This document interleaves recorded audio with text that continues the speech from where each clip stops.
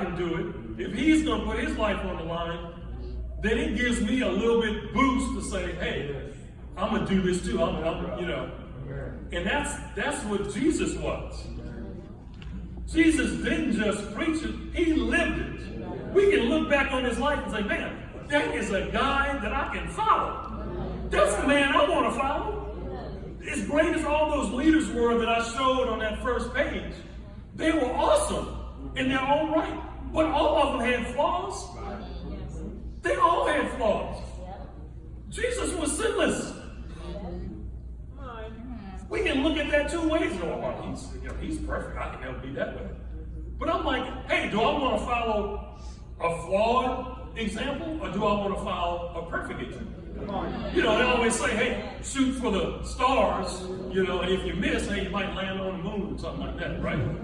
You don't say, hey, you know, shoot for the ceiling and maybe you'll get to the moon. That don't work, right? So we want to fix our eyes on Jesus. I get excited about, I'm telling you, sometimes, you just read the scripture. And it just fires you up. There's so much stuff, stuff you hear, stuff you read right now. It's so much, it's a lot bringing us down. It's a lot bringing us down.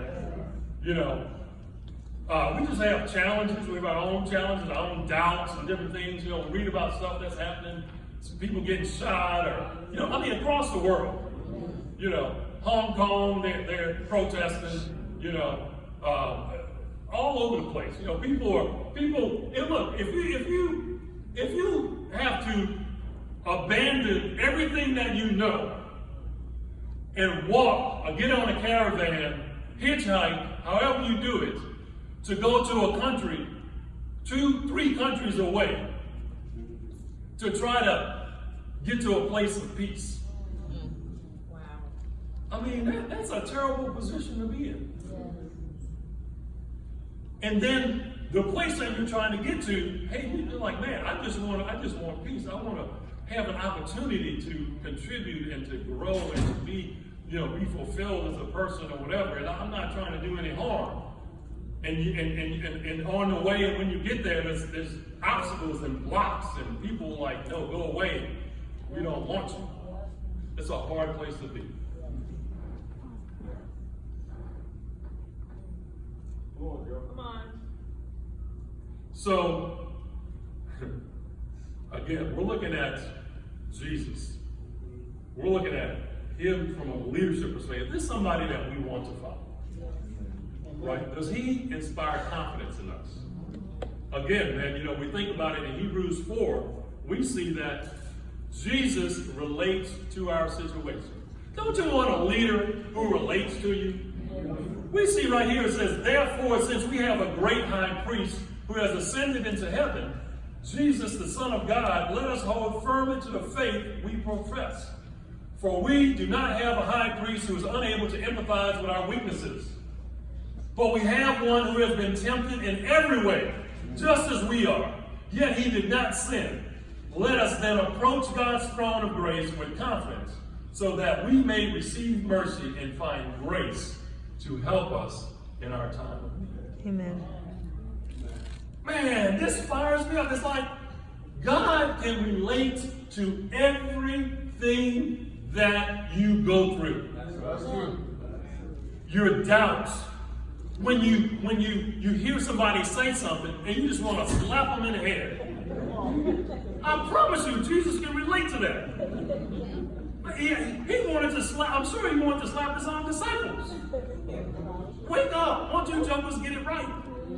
As a parent, we talk to our kids. We try to inspire, we try to prod our kids, try to lead them in the right direction. And they make decisions that you know is not in their best interest, that is harmful to them.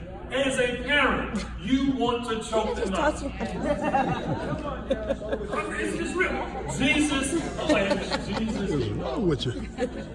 I know Jesus wanted to choke Peter, right? What's up, Joe? He can relate to us. Amen. He's not some off in a distant leader who you know, like, I don't understand what you guys are talking about, right? He's like, nah, I got you, I feel you. But again, he gave us the example. Amen. Not saying it's easy, Right. but he gave us the example of, hey, how to fight through that, and how to be the man and the woman that God desires for us to be. Amen. Jesus is good at what he does, and he does what he says he's going to do. Right? He said, "I'm gonna die, but I'm gonna come back in 3 days. I'll holler at y'all in 3 days." Right? He's on the cross, bloody, beaten up, struggling, tortured. His disciples, his mother, the soldiers, everybody, they're looking at him and see this guy, man, this dude's not looking too good. He's not looking strong at all right now. It's looking bad for him. They see him die. They put him in a hole, put a rock over him, put soldiers in front of him. 3 days later, we all know the story. Tomb is empty. Jesus is like, deuces, I'm out. Right? I'm back. He appears to the disciples and is like, hey, it's me. I did what I said I was going to do. Again. It's amazing. You think, man, you see that? It would be like, man, it's a wrap. Whatever I need to do, whatever Jesus asked me, what Jesus asked me to do, I'm going to do it, man. This dude was dead. He came back like he told me he was going to come. He said he was going to do it. He did what he said he was going to do. Yeah. I'm like, I'm going to follow. I'm with that guy. Right? So think about this. And we're going to go into the next. This leads us to think about that. You see that. Really, it inspires hope, right? Jesus arouses hope. I'm going to just go through this. Man, look. And we're going to look in Ephesians. Think about this. Ephesians 1, verse 18, it says, I pray that the eyes of your heart may be enlightened, in order that you may know the hope to which he has called you, the riches of his glorious inheritance in his holy peace, and his incomparably great power for us who believe. That power is the same as the mighty strength he exerted when he raised Christ from the dead, and seated him at his right hand in the heavenly realms, far above all rule and authority, power and dominion, and every name that is invoked, not only in the present age, but also in the one to come. And God placed all things under his feet and appointed him to be head over everything for the church, which is his body, the fullness of him who fills everything in every way. Again, Jesus arouses hope. You look at his life, you look at that, and it says right here, it says, man, we got to have hope in God. So think about this. Hope is confidence in a better position in the midst of struggle. That's how I look at it. Hope is confidence in a better position in the midst of struggle. We know Jesus, he overcame death. And he took his place at the right hand of God. He made a promise, particularly for those who follow his teachings, to have everlasting life in peace. That's the promise he made to us. And you think about the afterlife versus our current life. Current life, obstacles, struggles, right? You got to fight for peace. You can get peace, you got to fight for peace, right? The afterlife, no struggles, no obstacles, right? Peace. You got to fight for peace. It's just peace, right? You breathe in peace. You're surrounded by peace. I mean, that's just a great thing, right? So you think about what God is promising us and the confidence that we should have in him, right? So think about this. Before I go, look at that. See, I have this right here. Before I go to the next thing, think about this. When you think about hope, okay, give me an example of hope. How you can have hope in a leader.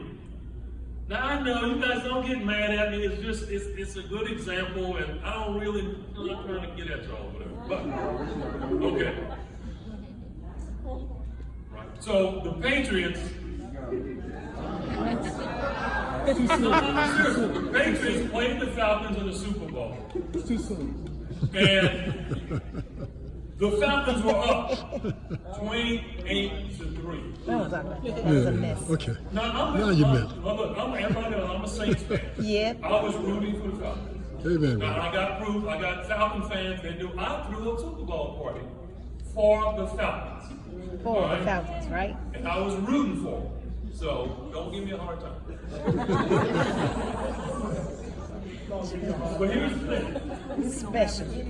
It did not look good for the Patriots. They were deep. They were in the second half, down 25 points. Made no sense. The Falcons look strong. They look confident. They look good. And you're like, man, it just don't look good for the Patriots. But you say, well, what was the difference? I don't get into all the technical analysis. Mike Bird could do that. He can break it down for us. I'm not that technical guy. But I know, this is what I know. The Patriots had a guy named Brady, who's a quarterback, who has a history of leading his team, leading his guys to victory.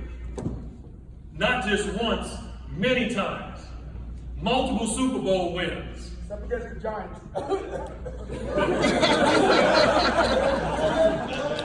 Only Jesus is perfect. Only Jesus is perfect. Don't leave out my Eagles. He's not perfect. You're gonna lose me, Joe. He's not perfect, but Tom Brady is a great quarterback. It's true. Tom Brady is a great leader. And I promise you, at halftime, they went into the locker room and they saw their leader stand up and say, guys, this thing is not over. We're going to win this game. And he spoke those words with confidence. And you know what? His guys looked at him and they said, you know what? We are going to win this game. Amen. You know why? We've done it before. He's done it before. He knows how to win football games. And if we get behind him, we got a shot. It's not guaranteed, but we got a shot. They didn't go out there that second half and like, oh, well, we might as well pack it up. See Cancun time, No. They said, well, we're going to go out here and turn this thing around. Amen. And I'm just saying that's the kind of leader who can inspire people in the midst of struggle when it don't look good. You don't look strong. You're not on top of your game. It don't look like you're going to come back. All the odds are against you. And he stands up and says, hey guys, it's not over. We can win this thing. Here's what we got to do. Get behind me. And if they do that in trust and with confidence, doggone it, they got a shot. And we know what happened there. Right. Somebody, a brother relayed a story to me the other day, which I trust him. I didn't research it, but say I trust that it's true. But he was telling me a story about during World War II, the British, who we know was a global empire, right? Very strong. They controlled land all across the globe. And it was hot and heavy. The Germans were just